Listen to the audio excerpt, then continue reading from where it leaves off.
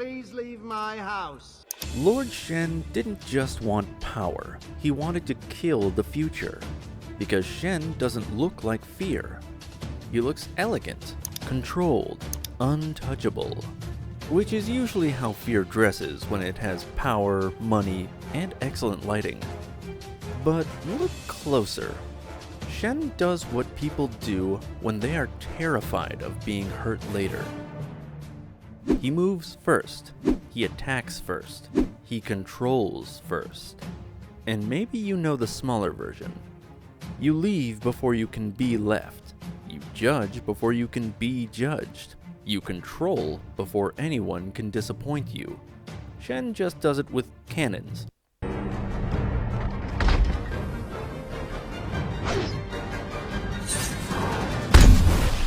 Because Lord Shen doesn't just want power, he wants to kill the future. And once someone believes the future is against them, they stop asking what's right. They only ask, can I destroy it before it destroys me? That is how fear becomes control. And that is how control becomes a monster. Lord Shen is terrifying because he doesn't look like chaos. He's elegant, controlled, beautiful, precise. And that makes him worse, because Shen isn't chaos wearing feathers, he is fear dressed like royalty. He was born into beauty. His family ruled Gongmin City.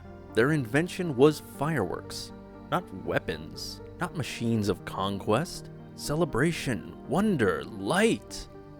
Their legacy to the world was joy. And their son looked at the same gunpowder and saw a weapon. That is the first warning sign. Not that Shen's violent, that he can't look at beauty without imagining how to control it. Some people do this emotionally. They can't receive love without testing it. They can't receive trust without preparing for betrayal. They can't receive joy without asking how it might be taken away. Shen does the royal version of that. He takes the family gift and quietly asks, how can this become a weapon? Then comes the prophecy.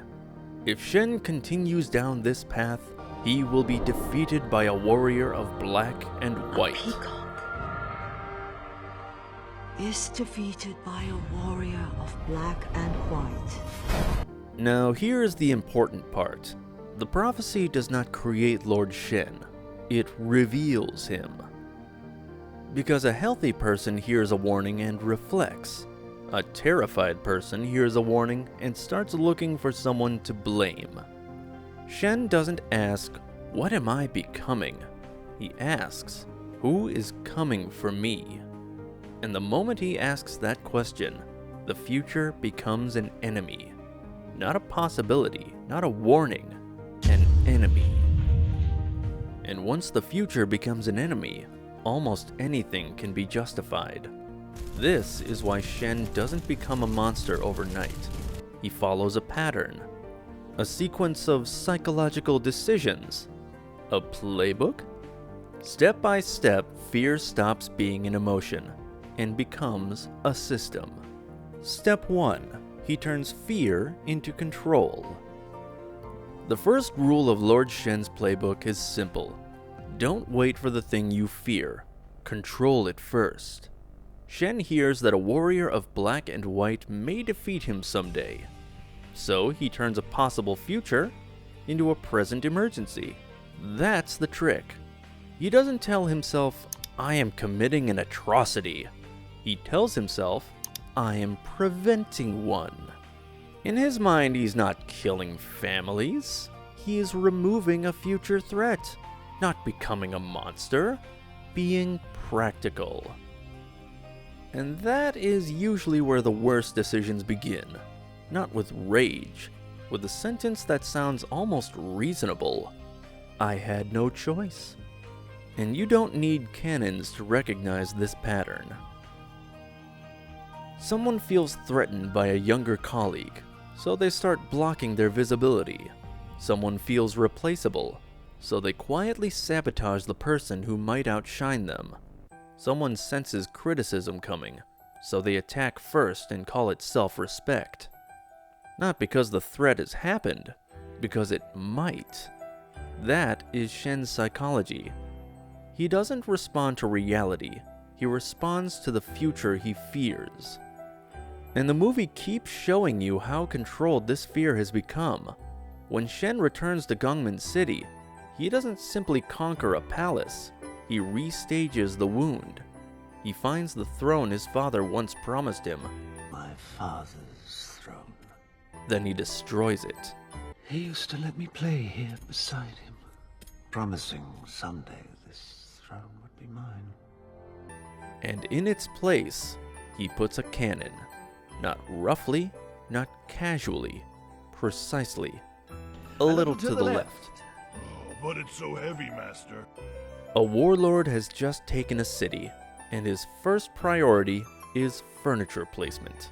Ridiculous? Yes. Revealing? Very. Because this isn't just interior styling for dictators. This is trauma with a floor plan. The cannon has to sit exactly where the throne used to be, because Shen isn't just taking power, he's editing the room where he was rejected. And this is where the character becomes uncomfortably recognizable, because people do this all the time. They don't just move on from the room where they were hurt, they redesign their whole personality around never feeling that exposed again. Step 2. He takes the warning personally. The prophecy says, if you continue down this path, you will fall. If you continue on your current path, you will find yourself at the bottom of the stairs. I see. I see. But Shen doesn't hear a warning. He hears a verdict. You are dangerous. You are wrong. You are already the problem. That's where Shen breaks. Not because someone predicted his defeat. Because he experiences the prophecy like rejection before it even happens. Then he returns home expecting praise. And instead, he sees horror on his parents' faces. That look becomes the story of his life. They hated me. They saw what I was. They threw me away. Notice the shift. The prophecy was about what Shen might become, but Shen turns it into proof of what he already is. And once a person does that, you can't correct them with facts, because they're no longer protecting an idea. They're protecting an identity. This is what fear does when it becomes personal. It stops asking, is this true? It asks, how dare this happen to me? Search the farthest villages. Find more metal. China will be mine. This is why Shen rehearses everything. He practices his entrance before meeting Po. He adjusts the performance. He controls the angle, the timing, the voice, the room. Because the last time he walked into a room unscripted, open, and full of pride, he lost everything. So now, nothing is unscripted. Nothing is left loose. Nothing is allowed to surprise him. And maybe you know a smaller version of this. You rewrite the email 14 times because one wrong sentence might expose you. You walk into a meeting already knowing how you will exit it. You prepare 3 different versions of yourself depending on who might be disappointed. You call it being careful. Sometimes it is. Sometimes it's fear wearing a blazer. This is why Shen pairs so well with Anakin Skywalker.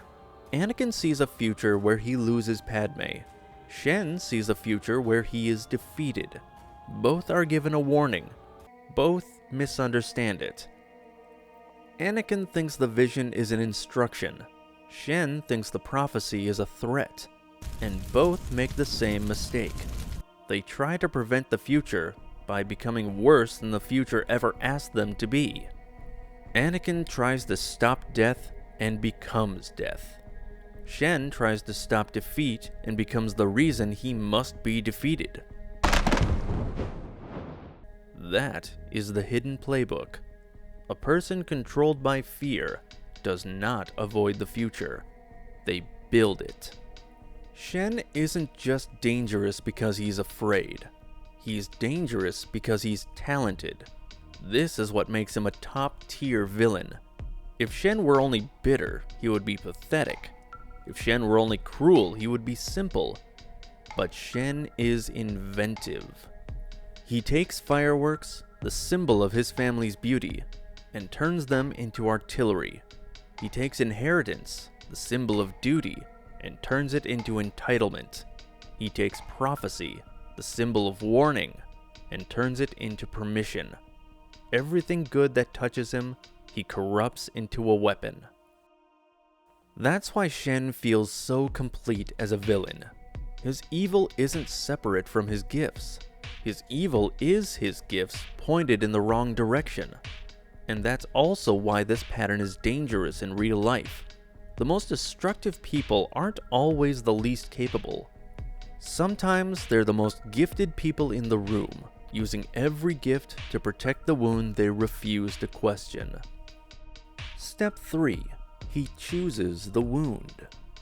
The most important thing about Shen isn't that he falls, it's that he's given chances not to. The soothsayer doesn't hate him. Poe doesn't defeat him with hatred. Even at the end, Shen is offered the one thing he's avoided his entire life. Let go. The soothsayer gives him the truth. His parents didn't exile him and move on. They loved him, and losing him destroyed them. For 1 second, the performance stops. You can see it land.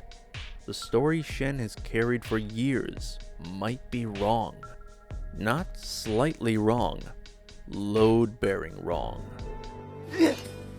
Don't even think about it. Because everything he built, the army, the cannon, the conquest, the identity, depends on one story. They threw me away because they never loved me. But if they did love him, then the wound is no longer simple. And if the wound is no longer simple, then the war is no longer righteous. That's too expensive for Shen. So he sends the soothsayer away. Not because she's wrong, because she's right in a way that would collapse him. And this is what separates Poe from Shen. Poe also has a destroyed past. Poe also lost his family. Poe also has every reason to define himself by pain. But Poe does something Shen can't do. He lets the past be true without letting it become his master. That is inner peace. Not pretending the wound didn't happen. Not turning trauma into inspirational wallpaper. Just refusing to let the worst thing that ever happened to you make every future decision. And Shen knows it. That's why his most honest line is not a threat. It is a question. How did you find peace? For one moment, Shen isn't performing. I took away your parents. Everything. I scarred you for life. He's not royal. He's not theatrical. He is a wounded person staring at someone who survived the same fire without becoming a weapon. Poe tells him the truth. The only thing that matters is what you choose to be now. And Shen understands. He even says it. You're right. Then he chooses the wound anyway.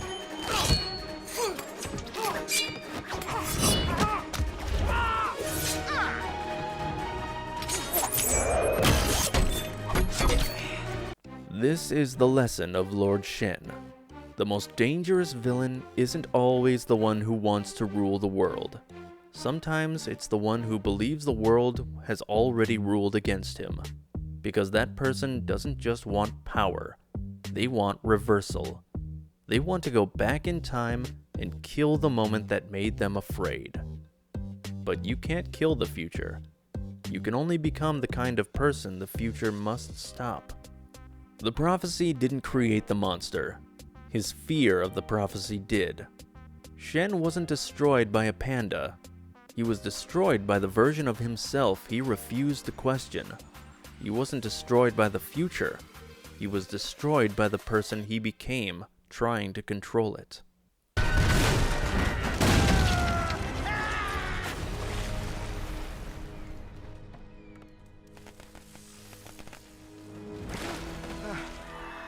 And maybe this is why Shen stays with us. Because most people don't fight the future with cannons. They fight it quietly. They stop trusting before they can be betrayed. They stop trying before they can fail. They stop needing people before people can leave. Someone replies slower once, and suddenly you're replying slower too. Not because you care less, because you want to be halfway gone before they decide to leave. Someone gives feedback, and before you ask if it might help, you start building the case against them. Someone seems more talented, more loved, more chosen. And suddenly you're not competing with them. You're trying to erase the future where they matter more than you.